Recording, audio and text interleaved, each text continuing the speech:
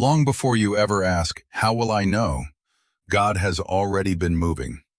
Picture a well at the edge of a desert town, just as the sun begins to sink. The air is cooling. Women are coming out with clay jars balanced on their shoulders, the way they do every single evening. It is the most ordinary hour of the most ordinary day. And standing near that well is a tired old servant who has traveled hundreds of miles on a single, almost impossible mission to find a wife for his master's son.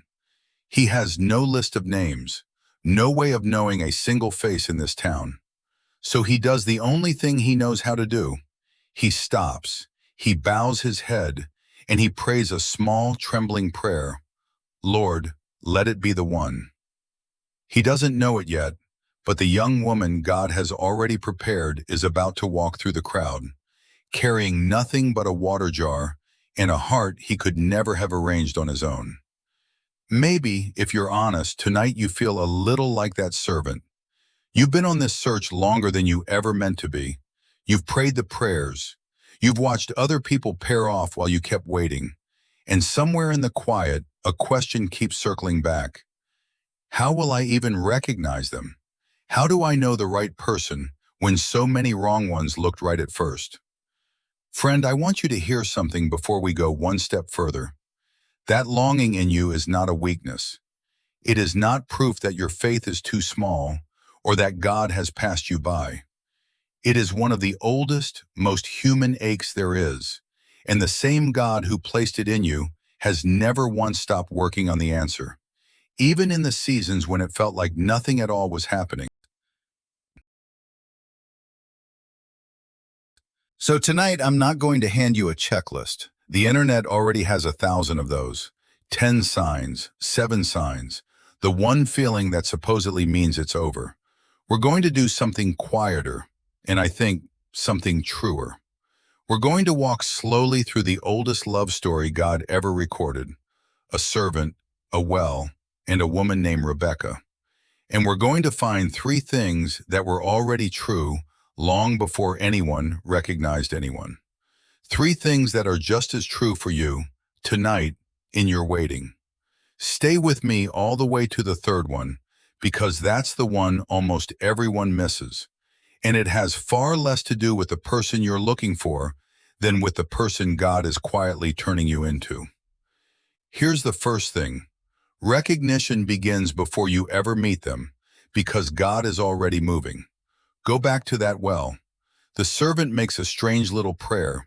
He says in effect, "Lord, let it be that the young woman I ask for a drink, who offers not only to give me water, but to water my camels too, let her be the one you have chosen." And before he has even finished speaking, a young woman named Rebekah walks up. She gives him a drink, and then she says the exact words he'd been praying for. "I'll draw water for your camels too." 10 thirsty camels. He hadn't announced his prayer out loud. She had no idea she was answering it. And that is so often how God works, not in lightning, but in a moment so quiet you could almost mistake it for coincidence. So let me gently challenge something. We tend to think recognizing the right person means catching some unmistakable spark. But in Scripture, the signs of God are rarely loud. They are usually a series of small, holy coincidences that only make sense looking back. A door that opens softly, a meeting you didn't engineer, a peace you can't quite explain. Proverbs says, "Trust in the Lord with all your heart and lean not on your own understanding. In all your ways acknowledge him, and he shall direct your paths."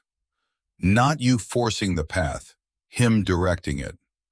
So if it feels like nothing is happening, hear this. The servant's answer was already walking toward the well before he finished praying. Which brings us to the second thing, and this is where it gets practical.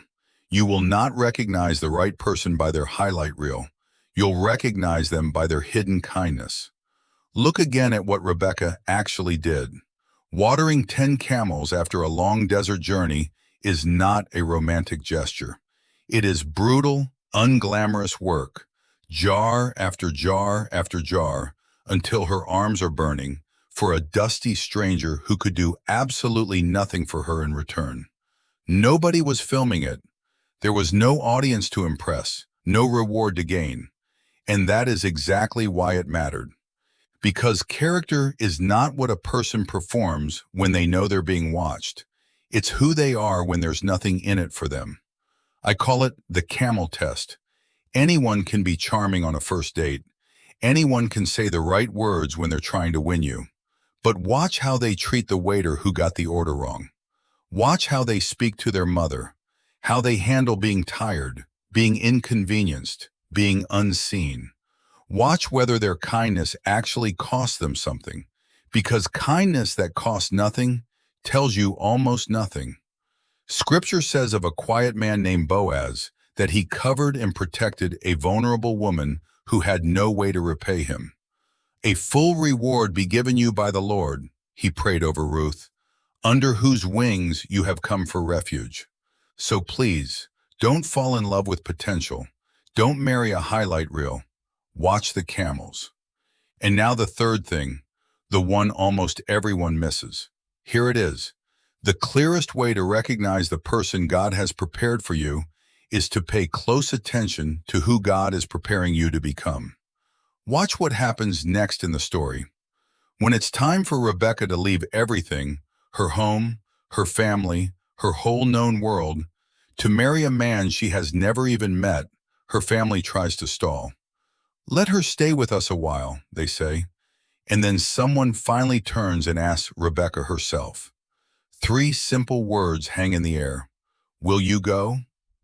And she says, I will go. Do you feel the courage in that? She wasn't only being chosen. She was becoming the kind of woman who could say yes to God's leading, even when it cost her everything familiar. And on the other end of that long journey, Scripture gives us one of the tenderest pictures in the whole Bible. Isaac, out alone in a field in the evening, meditating, praying, when he lifts up his eyes and sees the camels coming. He wasn't out chasing, he was in the presence of God. 2 people, 2 completely separate roads, one heart being shaped quietly through grief. Isaac had just lost his mother, the other being made brave enough to leave. Neither one arranged the other. God was preparing 2 hearts on 2 different roads long before they ever shared one. So here is the question that matters more than how will I recognize them? The real question is, who am I becoming while I wait? Because the same God who is preparing a person for you is, right now, in this very season, preparing you for them. The steps of a good person are ordered by the Lord, the Scripture says, and that includes these slow, quiet steps. This waiting is not wasted time. It is holy work. It is God gently making you ready. It's if the house feels a little too quiet tonight, if your arms feel a little empty, hear this as gently as I can say it. You have not been overlooked. The same God who sent a servant across a desert at exactly the right hour, who brought a woman to a well at exactly the right moment, who comforted a grieving son with a love he never had to strive for. That same God knows precisely where you are right now. He is not the author of confusion.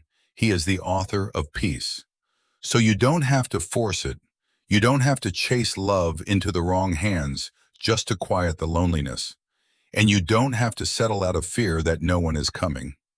In the very beginning, God looked at one lonely heart and said, "It is not good that man should be alone." That tenderness has never changed.